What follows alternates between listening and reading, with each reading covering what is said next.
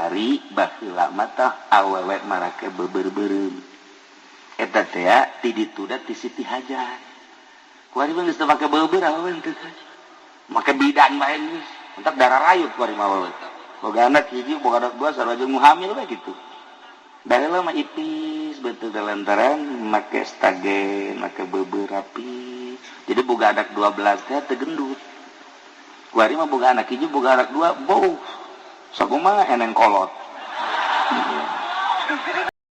Allahumma shalli ala sayyidina Muhammad. Tadi bentak calon para aulia Allah mah harapanana hanya santri. Santri se-Indonesia kuari hanya 8 juta. Anu tegap nyantrina 4 juta, nu 4 juta runtuh. Tegap nyantri 4 juta. Nu 4 juta bagi 2, nu daek ngaji 2 juta, nu teu daek ngaji 2 juta. Tinggal 2 juta. Nu daek ngaji kabagi 2, nu 1 juta bisa, nu 1 juta henteu. Tinggal 1 juta. Nu bisa ngaji nu daek ngamalkeun kana ilmuna 500 nu teu ngamalkeun 500 nu ngamalkeun kana ilmuna anu ngangsongkeun proposal kabeh nu teu hiji bea kabeh budak terjara di wali kabeh gugur di tengah jalan sementak aya bahasa kuari mah Islam di dunia bagaikan singa tidur. Jadi kermolor di singa ieu.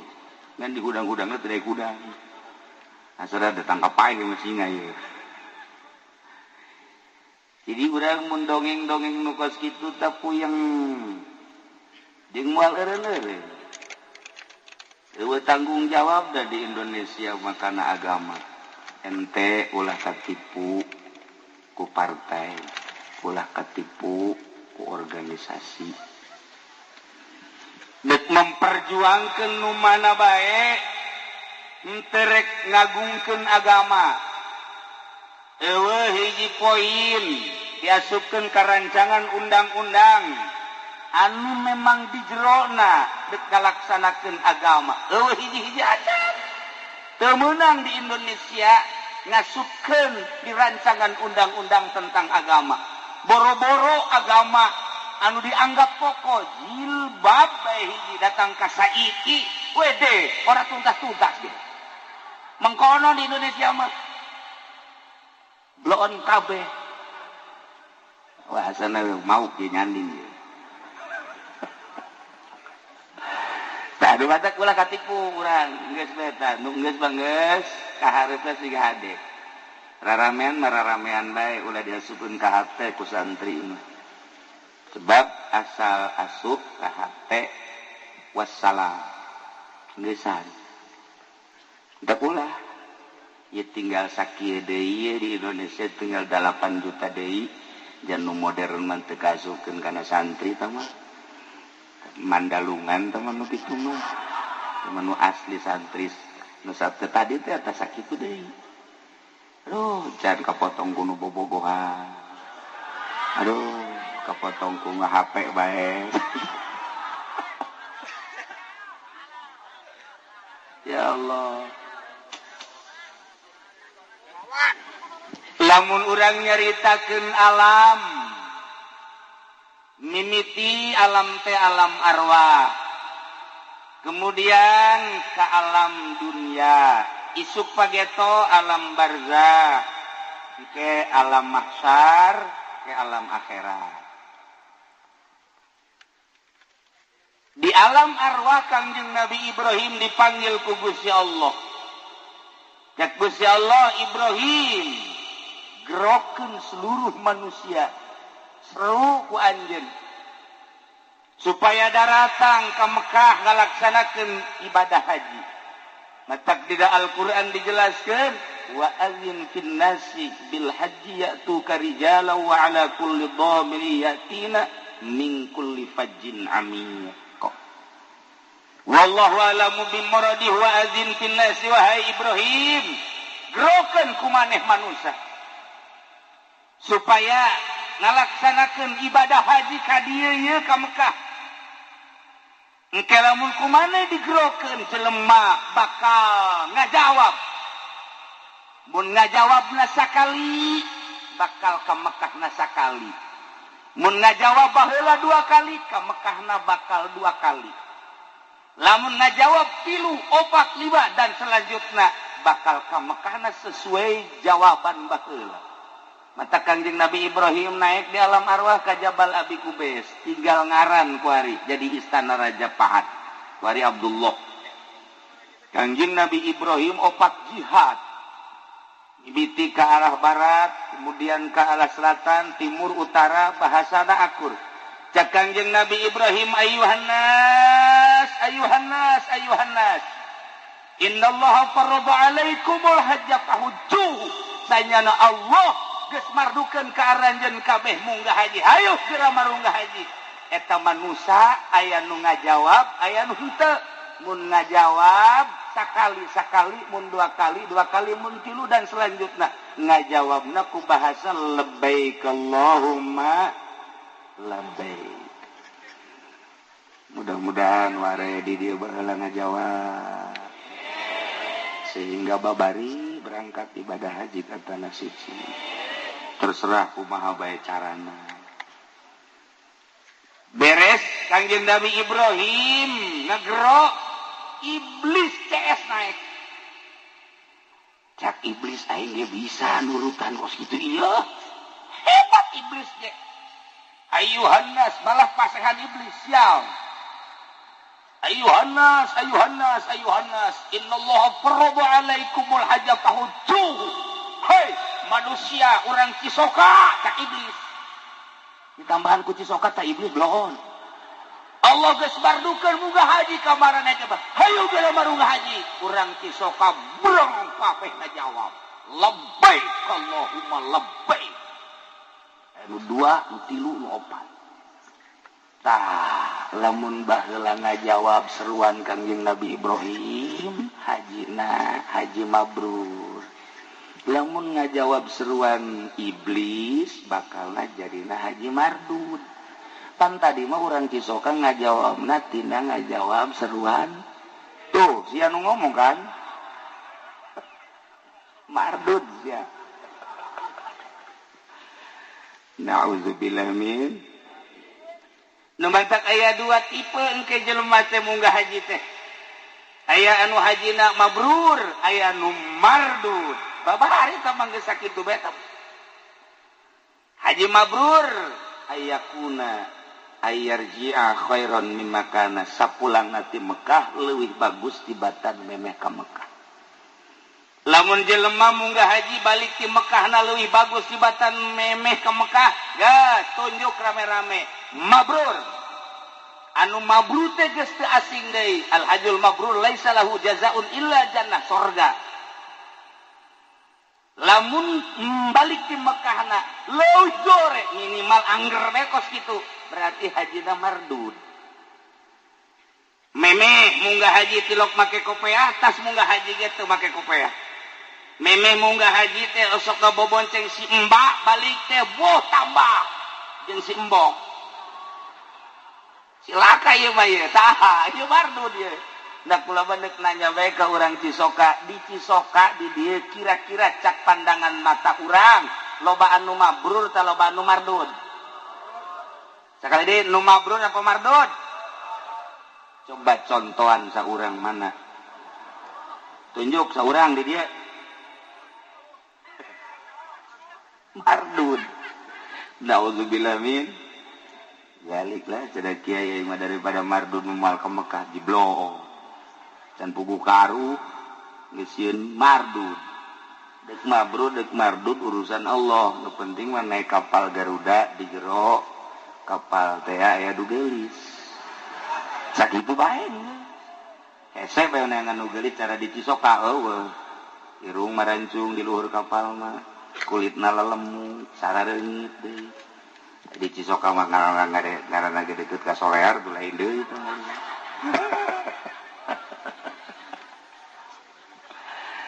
Teh, ieu carita haji. bener nama lain munggah haji bae salat ge kabagi dua aya anu mabrur aya nu mardud sarua bae sanajan puasa ge nu mabrur nu mardud zakat teh nu mabrur nu mardud sangkila ngaji bae aya nu mabrur aya nu mardud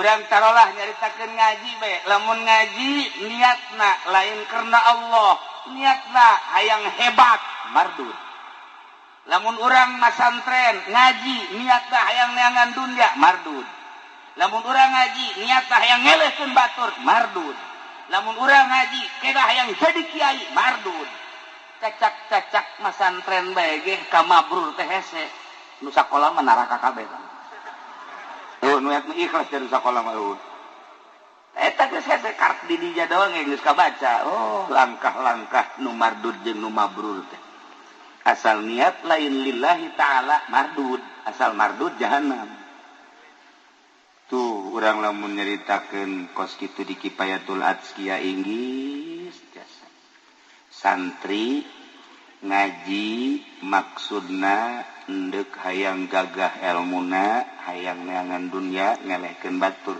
kanyawan ku kiai-kiaina magahanana sarua ejeung ngajual pedang ka jelema nu deuk ngabegal haram sarua bae kiai lamun maksakeun bae kos itu kiaina mardud jadi neangan kiai nu mabrur neangan satiu mabrur hararese lolobana mardud bae kabeh ngan lumayan mardud ge nya lumayan gitulah para jamaah kaum muslimin wal muslimat rahimakumullah deui lalakon munggah haji lantaran geus ti dituna lamun memang baheulana ngajawab kajeun kuku mage ka Mekah bae lamun baheulana teu ngajawab sanajan sugih ka bina-bina oh tetep bae hese bae tadi ka Mekah hese bae kajeun kuku mah baheula aya jelema ngajawab di alam arwahna duit teu boga dulur kabeh sararusah ngan nyana baheulana ngajawab babarieun Gusti Allah mah nyana keur cicing di tengah jalan jol bae aya angin topan wow kabalak bus datang ke Mekah ringsek ngan datang ka dituna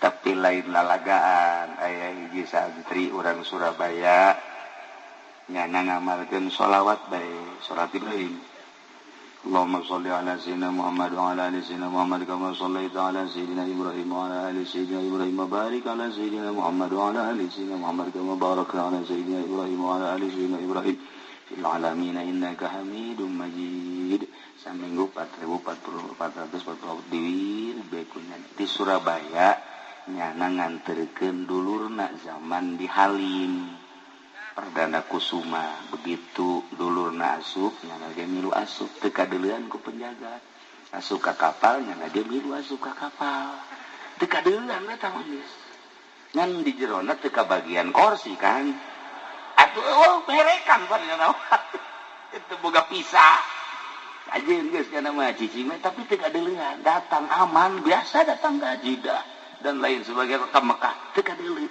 ieu berkat maca sholawat Ibrahimiyah terus saya ke Madinah terus balik ngan pas dek balik di Jeddah timbang barang kemudian paspor nyana kan teu boga tanya paspor teu boga kadeuleu tanya mah kadeuleu barang balik mah kadeuleu meureun di dinya kurang wirid gajeun ku kumaha ge tah kadeuleu tanya tah teu ditangkep ku askar tangkap langsung disijin jadinya langsung sidang begitu di sidang aya nu ngabantuan seperti kos gitulah kaayaanna nyana bahwa nyana ngawirid itu teu kadeulean kabeh heraneun askar ge polisi Arab polisi Mekah heraneun ku taajub-taajubna akhirna tetep dikembalikeun ka Indonesia masyaallah ta ieu wiridan hayang ka Mekah mah ka kiai mana bae ge eta jampena tah maca sholawat Ibrahim Miyah 4444 saminggu cenah itu moal diburu-buru ieu mah ye ba'da salat 7 ngan ba'da subuhna 40 hiji coba ge minimal ente kajun kuku mage ngimpi mah kudu ngimpi ka Mekah ya ngimpi ge untung Masya Allah iya salawat manjur luar biasa gitulah cerita di alam arwah nu jelas mah jelema macem-macem berangkat ke tanah suci terserah kabeh gerak Allah deku kumaha ge ke di persidangan akhir di akhirat nyangakeun sadaya-daya nu penting kuari mah urang daftar berangkat baheula mah bisa direncanakeun hayang tahun ieu hayang tahun itu hayang tahun itu hayang 5 tahun sakali kuari mah hese di Tangerang geus 12 tahun kuari bahkan 13 tahun mun kuari daftar umur 60 tahun tambah 13 tahun berarti diperkirakan datang ke berangkat umur 70 pae 73 tahun nah iya mayoritas kan di orang antara 63 64 dan tabasa bodoh urusanana jelas kos kitulah di urang teh kos kitu nah iya berangkat ke tanah suci rek ningali Baitullah rek muteran Baitullah rek sa'i hari nu ngabangun Baitullah saha kiai nu ngabangun Baitullah pertama malaikat Jibril dilanjut ku kanjeng Nabi Adam alaihi salam kebelah dieuna terus ngan anu aya dina Al-Qur'an adalah kanjeng Nabi Ibrahim alaihi wa idh yarfa'u Ibrahimul qawa'ida minal baiti wa Ismail rabbana taqabbal minna innaka antas sami'ul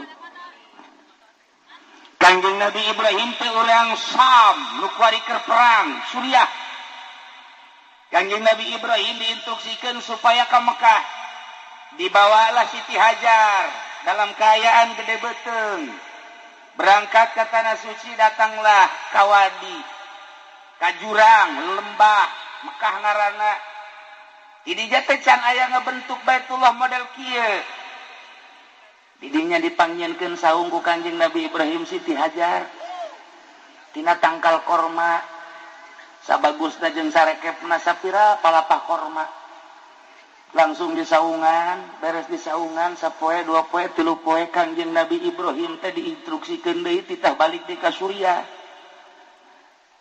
culak-culek langsung naik kana onta cek Siti Hajar teh cek Siti Hajar ka Ibrahim kakak meureun lagi saruanya kira-kira gitulah ieu banguna ungkak ingkik bae endeu ka mana teu ngajawab kanjeng Nabi Ibrahim pan bangun dek berangkat tengah jawab kanjeng Nabi Ibrahim ku sebab neuleuh pamajikan beteungna keur gede secara manusiawi cek kanjeng Nabi Ibrahim banyak kudu ditinggalkeun pan ieu teh pagawean aing banyak kudu ditinggalkeun mah tapi instruksi Gusti Allah Ibrahim indit deui ka Suriah katilu kali cek Siti Hajar lamun memang ka Ibrahim kudu berangkat dek ditanya bae ieu kahayang sorangan atau parentah Gusti cek kanjeng Nabi Ibrahim parentah Gusti lamun parentah Gusti nyanggakeun sok berangkat abdi berarti bakal diurus ku Gusti Allah ulah sieun-sieun kanjeng Nabi Ibrahim langsung berangkat tengah liuk saya tikacan kanjeng Nabi Ibrahim begitu Siti Hajar nyarita modal kitu belum berangkat eta teh aya hikmah urang lamun nganterkeun masantren ka anak nah begitu dek balik ulah nyileuk turutan kanjeng Nabi Ibrahim geus bae begitu urang naik ka mobil balik urang ulah ieu mah dadah mal betak ya ka hukum mah ge segala dadah segala mal betang geus bae sakuda diceun anak urang geus ulah anak sangkilang dadah dan geus teu aing mah teu main dadah-dadahan turutan kanjeng Nabi Ibrahim betah ge tapi lamun leudeuy geus datang ka imah bapana kieu bae inget bae ka anak cenah teh aju anakna ge gundang geuti inget bae ka abah aju kuari mapan moal HP bobogohan jeung abah SMS-an sial teh budak eta ulah ieu hikmah nanya sakali deui lamun nganterkeun anak ka pondok pesantren geus dititipkeun geus salaman geus ulah ngaliek deui balik urutan Kangjeng Nabi Ibrahim alaihis Siti Hajar ditinggalkeun sugan sedih henteu cek Siti Hajar lamun memang ieu parentah Gusti Allah pasti kaula diurus ku Gusti Allah sedengkeun eueuh sasaha sorangan di dinya dipangieunkeun saung tina palapah korma masya Allah mun aya awewe di Cisoka model kos kitu ulah di kamanakeun Kilu Jaya ulah kumaha keun antepkeun habak tenang Siti Hajar kesimpulan nama ngalahirlah Siti Hajar sorangan masya Allah tidinya earan orok sakumaha biasa orok perbekalan aya kene tidinya langsung minum tina bekal ngan henteu anggeus kuranglah perbekalan dahaga nu aya katingali orok letahna kaluar semu nu hayang minum cai susu Siti Hajar can aya caian lantaran encan diisian ku nanaon Siti Hajar langsung make beber bawa ti surya warna beberna beureum nu mantap dipake warna beureum beber lantaran manehna beusi kanyawan ku maruna sebab Siti Hajar boga maru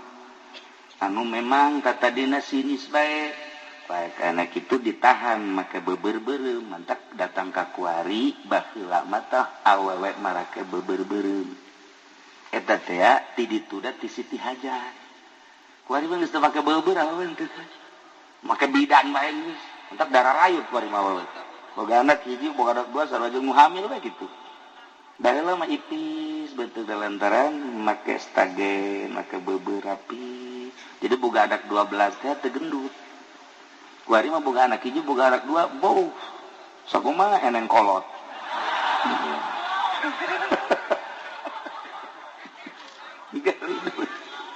bebe aju aya hikmahan lamun aya jelema sakolot baheula ieu mah mun aya jelema masuk kaguguran 2 bulan kaguguran 3 bulan kaguguran ulah hese-hese sakolot urang baheula teangan beber awewe sok talikeun ka dieu ditalikeun ka dieu asal ngali bae ka dieu masyaallah hikmahna luar biasa kitulah para jamaah kaum muslimin wal muslimat rahimakumullah Siti Hajar naik kasopa maksudna neangan jelema sugan aya jang menta tulung ditingali ku Siti Hajar teu aya terus ka Marwah ningalian jelema beusi sugan aya jelema rek menta tulung teu aya neangan deui terus ka Marwah deui tidinya luak lieu kasopa deui luak lieu teu aya geus 7 kali aya suara kita ningali ke arah Zamzam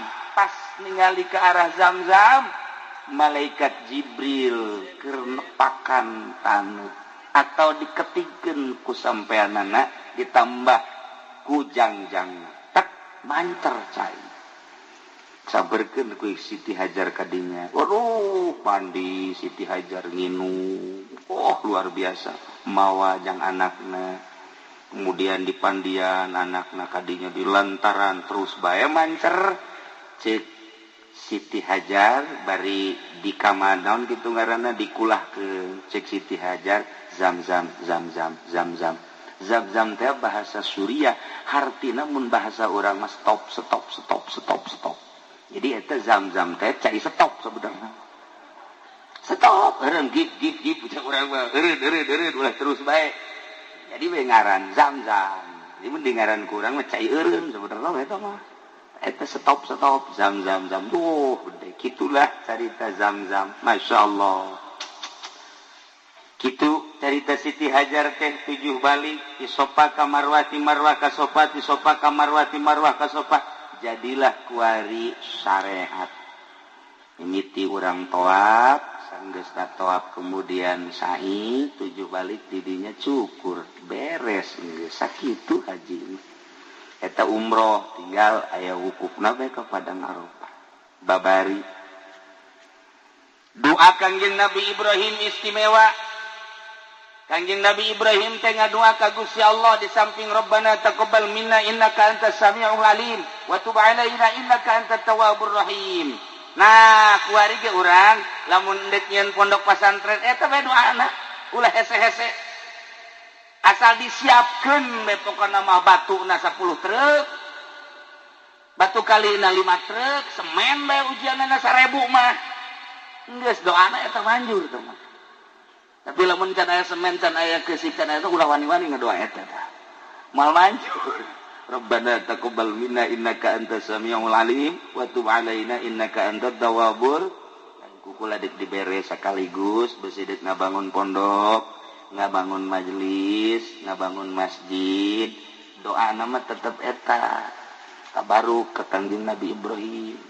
Wa idh yarfa'u Ibrahimul qa'ida minal bait wa Ismailu rabbana taqabbal minna innaka antas samiul alim wa tub alaina innaka antat tawwabur rahim. Para santri, para ustad beusideuk ngabangun kukula diijazahan eta lah ketika letakan batu pertama kabelah dituna maca wadduha wal laili idza sajama wadda'aka rabbuka wa ma dan sampai selesai sabaraha kiai macana asal isuk-isuk kurang ngider di lokasi maca wadduha sabaraha bae kana dek 3 dek 5 dek 10 asal urang isuk-isuk ngideran eta komuna anu sugi mah ajak ngider tadi sih ngider maca wadduha abe naon ieu abe anggeus ieu sabarang maca wadduha barengan ku ente engke ge nyana ngomong emang naon nu kurang sagala-gala puguh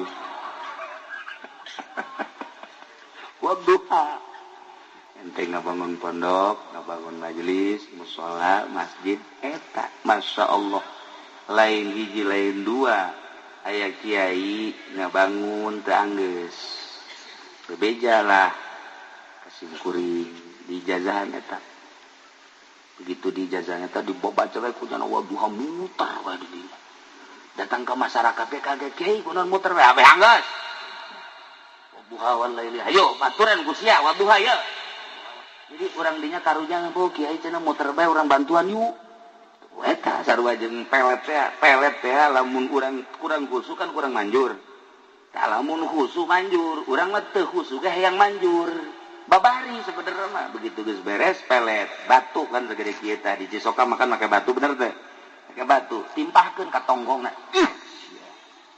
aya kan nyanan kumaha dia pelet eta kalah aing bogoh ka sia ge jangan sejarah mah jangan teh kudu pelet kumaha geus bogoh teh heula tah eta timpahkeun ka huluna ngudag ge gitu jeung bogoh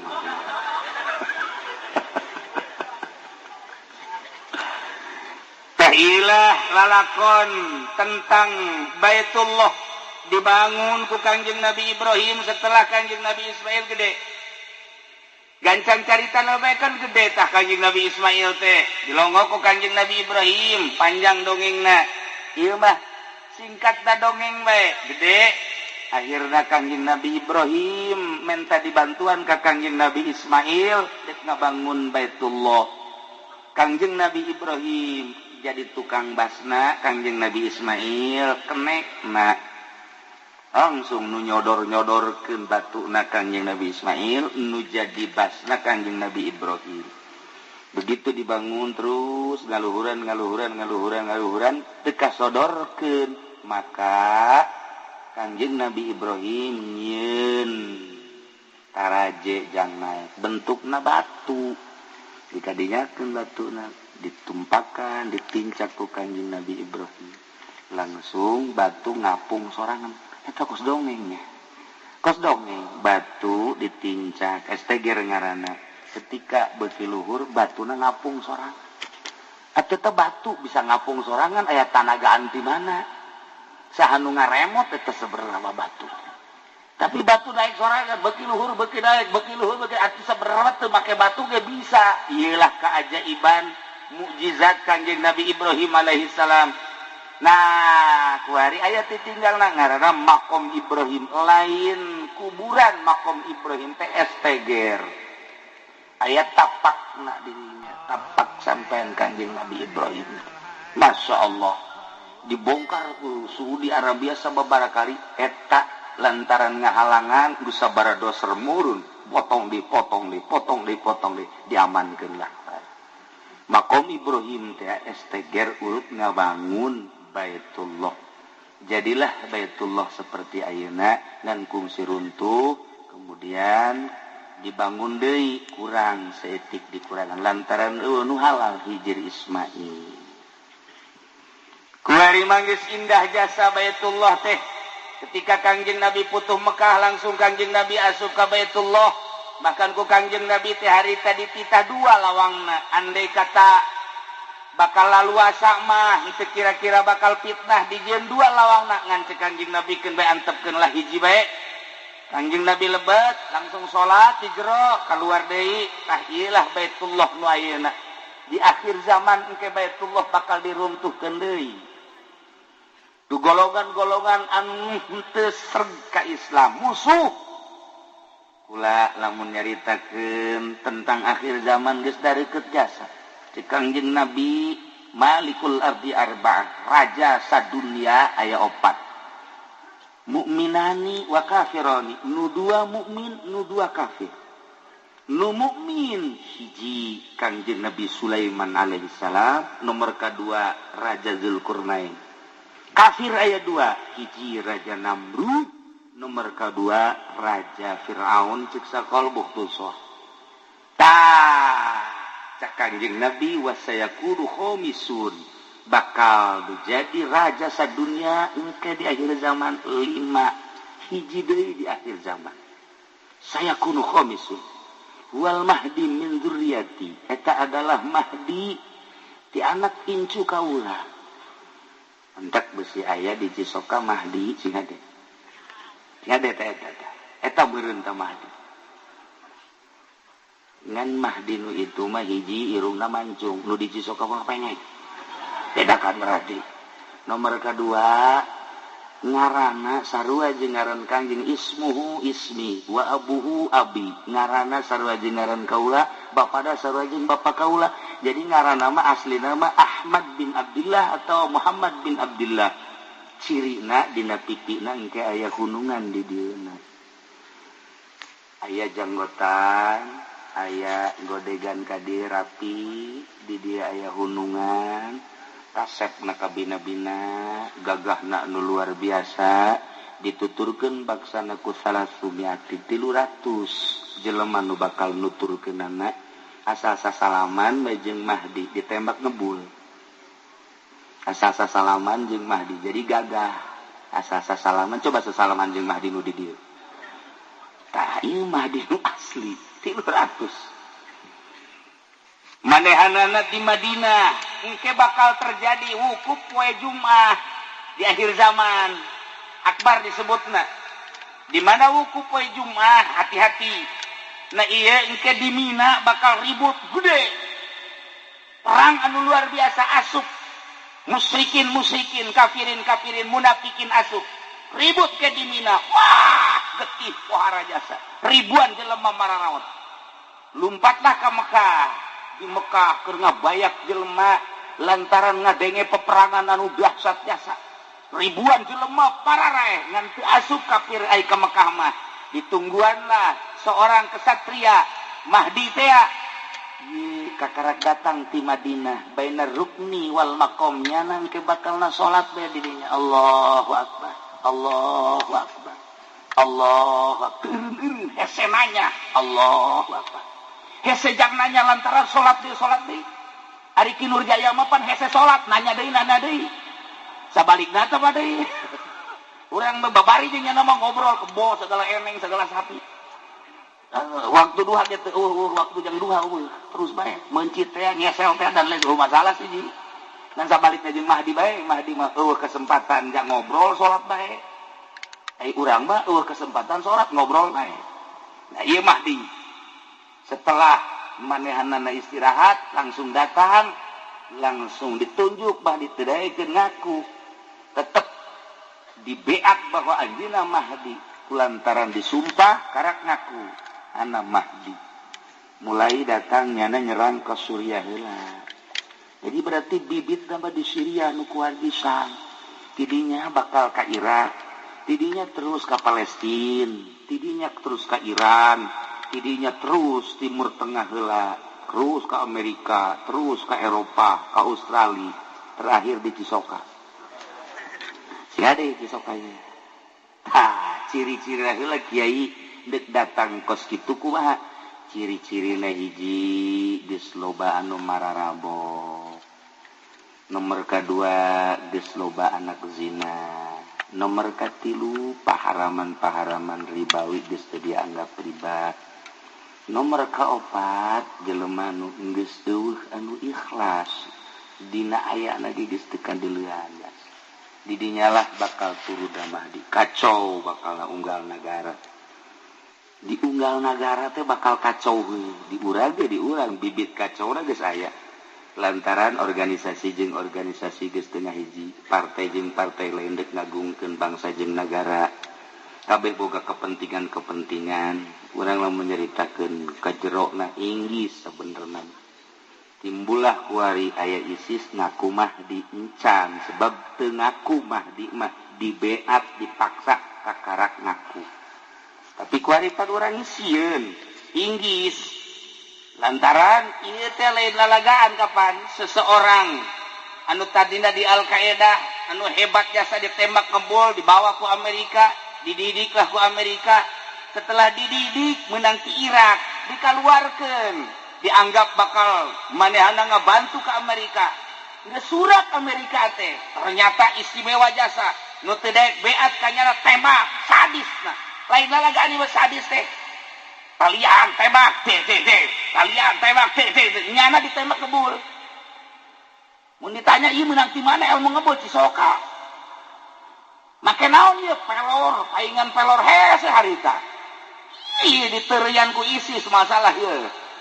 Nah, kuari acak-acakan Amerika sorangan jadi tembak bae. Terus bae ieu sahabat asa nu teu nurut ka tembak bae. Geus ribuan nu korban ayeuna. Ternyata di Indonesia aya pangeulan nu beunang di Tasikmalaya. Kamari di Pandeglang. Jelemana bangun poho lupa darata. Teu ingetna naon.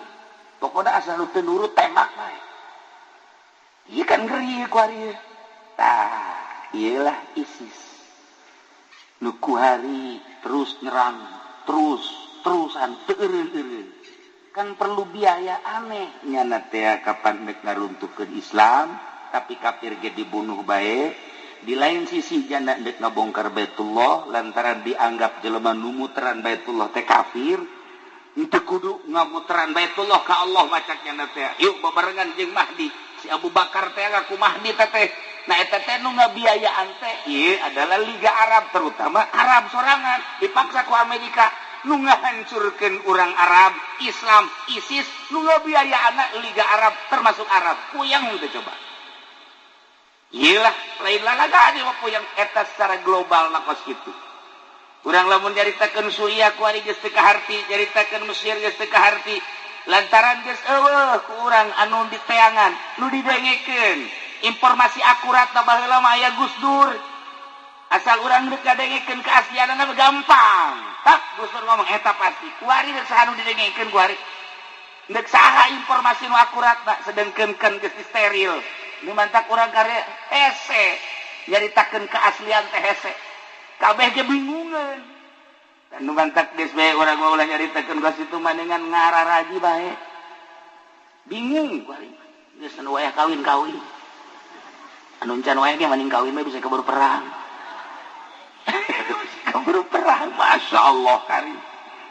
Nah, engke anu bakal ngadukung Mahdi Abdal Syam, perkumpulan Wali Abdal di Syam, perkumpulan Asoib di Irak, perkumpulan Mujabah di Mesir. Kan wali teh boga negara-negara perkumpulanana. Keseluruhanana di Lubnan, Libanon.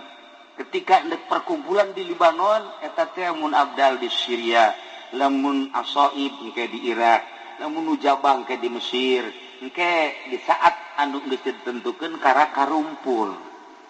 Eta kapan loba jasa mantak teu meunang urang nyarekanan urang Syria ku Kangjeng Nabi sebab sadajan buang kawarah di dinya loba aulia-aulia Allah.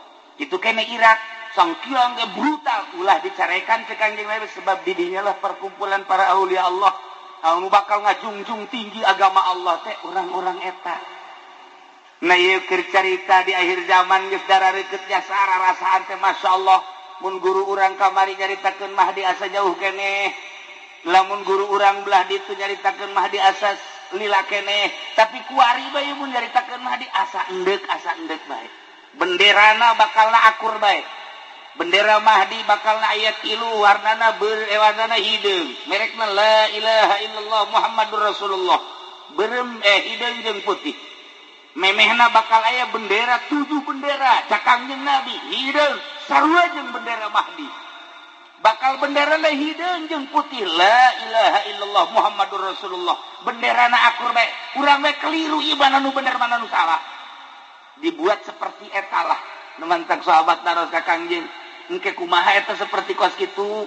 Bendera-bendera teh urang tingali bae nu aya di Mekah eta Mahdi nu asli. Nu lain di Mekah eta mah lain Mahdi nu asli.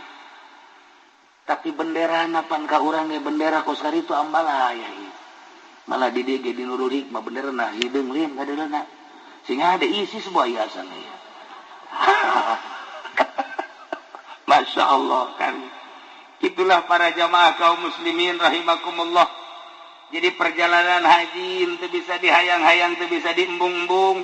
Geus waktu nama atuh urang teh da emang baheula eta mah tu di alam arwah. Jawaban baheula kuari mah tinggal ngalaksanakeun bae. Kokoseran urang sakumaha kokoseran hayang-hayanganna ai eueuh jawaban jeung teu ngajawab baheula tu hese bae.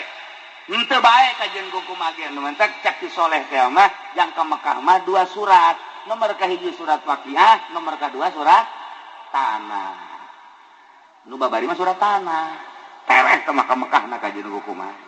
Tuh nya para jamaah kaum muslimin wal muslimat rahimakumullah, itulah urusan tentang haji, urusan tentang Baitullah, urusan tentang sa'i nu jelas kabeh ge ieu memerlukeun iman, memerlukeun yakin. Lamun teu make iman tur teu yakin moal bisa. Ku iman jeung ku yakin. Iman ayana di pendidikan Islam. Pendidikan Islam nambahan iman jeung nambahan yakin. Di luar pendidikan Islam iman hararese, yakin makomo. Urang ngageserkeun kayakinan kan hese ieu. Ngageserkeun kayakinan teh hese. Urang teh kuari yakin kieu yakin mah. Aing mah ieu kayakinan aing mah lamun teu dahar lapar, atuh kajeun kumaha ge kitu bae. Sebab keyakinanna urang mah kana dahar bae. Lamun keyakinanna kana dahar, sanajan isuk-isuk ka dahar uduk 2 piring ke jam 10 ditanya geus dahar encan. Ai tadi ka mah uduk lain dahar. Sebab can yakin dahar, sebab yakinna dahar. Tah ieu kehese jasa gageserkeun keyakinan ibadah jadi santri teh ya.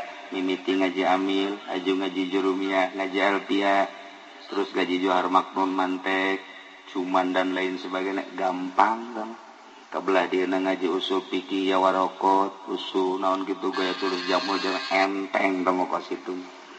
Lah babari tama nu hese ge, nu hese ieu gageserkeun kayakinan. Eta mah sakadar ilmu yakin, tina ilmu yakin supaya datang ka ainul yakin. Ti ainul yakin supaya datang ke hakul yakin. Iyalah nu hese eta manu tadi olahanna sakadal olahan lohir tapi hayang ngageserkeun keyakinan kudu make olahanna olahan batin. Nah ngolah batin iyalah nu hese nu dedeleuanana lain make dedeleuan nu ieu tapi make dedeleuan nu ieu. Dedengianna lain make dedengian nu ieu tapi dedengian ieu. Aambeanana lain aambean nu ieu tapi aambean nu ieu. Mun geus bisa ngageser dedeleuan dedengian jeung aambean lain nu ieu tapi nu ieu kakara jelema eta lah nu patut dituturkeun ku urang.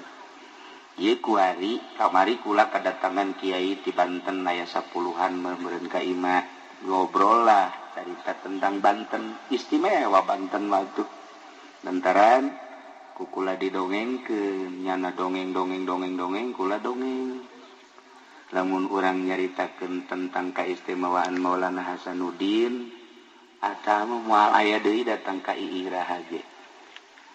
emang kunaon cenah kiai kieu di antarana keistimewaan Maulana Hasanuddin teh begitu datang ke Banten Maulana Hasanuddin mah ngisingna di Banten sabulan sakali pamajikanana ngisingna saminggu sakali coba pamajikan ke Nurjaya atau pajakan urang lah ulahnya namanya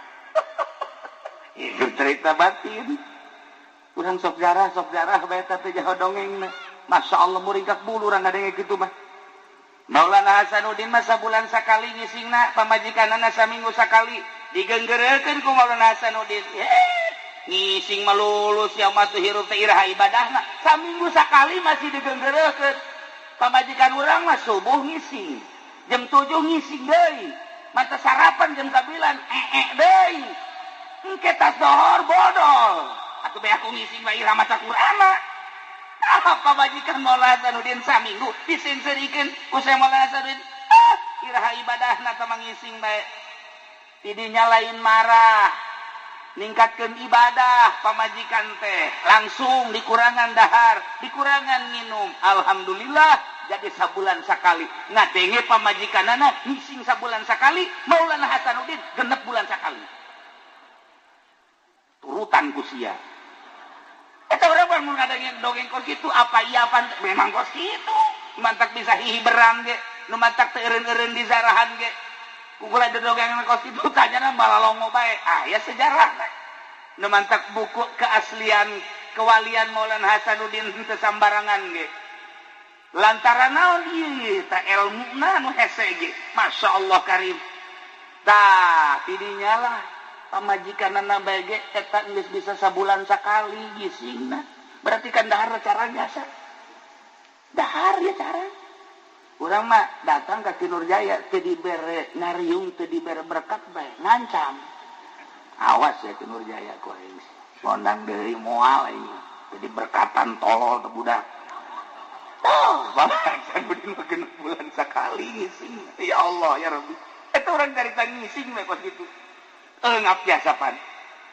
teguh teger Banten teh dicekal ku jelema nu model kos kitu Masya Allah tak kula maksudna dongeng kos kitu teh lain naon sebab kieu neangan coba di Banten ku ari nu apik tarolah ulah apik cara Maulana Hasanuddin ulah apik cara Syekh Maulana Yusuf ulah apik cara guru-guru orang nu kamar hiji be ulah nyokot duit ti pamarentah basa kitu tah apik urang ku ari eta bae heula tah teger agama kajen ku kumaha ge ulah ngajukeun proposal dibere ulah daek aya teh etik mah Nurjaya seuri kadena aing gede cek nya teh moal anggeus tah deuleu pancer urang Syekh Maulana Hasanuddin nu mantak manehanna nama kapan istimewa jasa ku 7 bae ge ku 7 ku 3 la ilaha illallah pan bisa hiber ku 3 la ilaha illallah dongengna Masya Allah dibawa Syekh Maulana Hasanuddin teh Syekh Syarif Hidayatullah ka Mekah diasupkeun ka jas ka dieu asup jas ka dieu asup ke nongol bae huluna kos manuk dibawa ka Mekah di ijazahan talqin baca ulah nafas tarik nafas beres beat langsung sok baca 3 kali ulah nafas tarik hibar 3 la ilaha illallah bisa hibar di Mekah ka Banten coba ente 3 bae 3 hibar geus teu kudu kumaha ka pondok masing-masing coba geus peureum bae kieu bae ngabagen bae coba ya coba batur batilu eta rahasiahan lain nalagaan Masya Allah kunaon eta batin geus bersih jasa ya Allah ya Rabbi teh urang mah kuari mah tak geus carita ulah carita eta keur carita di organisasi carita di perorangan pondok pesantren eueuh deui wal ti 4 sabenerna mah ngan salah sahijina waro nu 3 moal ka dicaritakeun ieu titipan ti Sunan Rahmat anu ngamimitian muka pondok pesantren di Jawa Timur dilanjutkan terus ka dieu mantap pondok pesantren mah titipan para aulia Allah asal ngegeser bae kana yayasan geus lain titipan para aulia Allah henteu salah nyeun yayasan eta mah perkembangan Ente salah mangga teh mun eueuh cilaka eueuh sanawiya atuh kaditunan ku perkembangan dunia ngan lain titipan wali titipan para aulia Allah mah opat salah sahijina waro nu tilu moal dicaritakeun kuari mah waro kadanan cara Syekh Maulana Hasanuddin Syekh Yusuf hiji bae ulah narima duit di pamarentah geus hebat jasa ujian pangangankeun coba Ki Nurjaya di Cisokan nu henteu nyieun proposal nu mana ieu pondok pesantren